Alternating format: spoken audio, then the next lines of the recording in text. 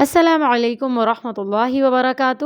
اعوذ باللہ من الشیطان الرجیم، بسم اللہ الرحمن الرحیم۔ سورۃ البقرہ، آیت نمبر 34۔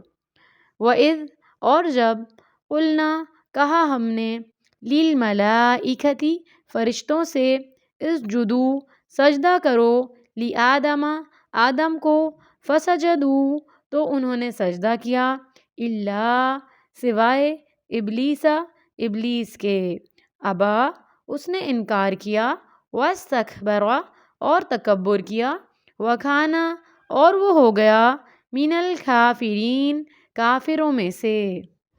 اللہ سبحانہ و تعالیٰ نے جب حضرت آدم علیہ السلام کو بنایا تو پہلی اہمیت اور فضیلت اور امپورٹنس انہیں کیا دی؟ علم دیا۔ اب اس آیت میں اللہ سبحانہ و تعالیٰ دوسری فضیلت کے بارے میں بتا رہے ہیں کہ جب اللہ نے حضرت آدم علیہ السلام کو مٹی سے بنایا تو فرشتوں کو حکم دیا کہ آدم علیہ السلام کو سجدہ کرو۔ یہ سجدہ عبادت نہیں تھا، وہ تو صرف اللہ کے لیے ہوتا ہے، اور یہ جو تھا یہ سجدہ تعظیمی تھا، یعنی صرف رسپیکٹ کے لیے تھا، عزت دینے کے لیے تھا۔ اب ہماری شریعت میں، یعنی ہمارا جو اسلامک وے آف لائف ہے، جو رسول اللہ صلی اللہ علیہ وسلم نے ہمیں سکھایا ہے، اس میں اس کی اجازت نہیں ہے۔ اللہ کے حکم سے آپ صلی اللہ علیہ وسلم نے سکھایا تو اس کے اندر اس کی اجازت نہیں ہے۔ تو اللہ کے حکم دیتے ہی سب فرشتے فوراً سجدے میں گر گئے، فوراً انہوں نے سجدہ کیا، سوائے ابلیس کے، یعنی شیطان کے۔ اس نے انکار کیا اور تکبر کیا، یعنی ایروگینٹ ہو گیا وہ، اور وہ کافروں میں شامل ہو گیا۔ پھر کیوں کیا ابلیس نے تکبر؟ کیونکہ وہ اپنے آپ کو بڑی چیز سمجھنے لگا تھا۔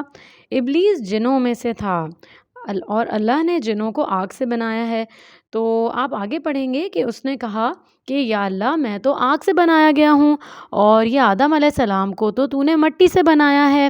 اور اس نے کہا انا خیر منہ، میں اس سے افضل ہوں، یعنی برتر ہوں، میں بڑا ہوں، میں اس کے آگے نہیں جھکوں گا۔ اس نے انکار کر دیا۔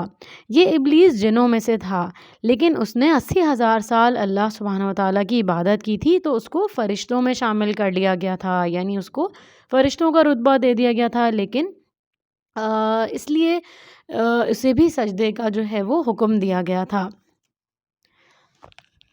اس کے پاس اختیار تھا تو اس نے انکار کر دیا اور وہ غرور کرنے لگا۔ تو ہمیں غرور نہیں کرنا، اور ہمیں کبھی بھی ایسا نہیں کرنا۔ اگر ہم اللہ کے دیے ہوئے احکامات کو، آرڈرز کو نہیں مانیں گے تو ہم بھی غرور کر رہے ہیں، یعنی اپنی مرضی کر رہے ہیں۔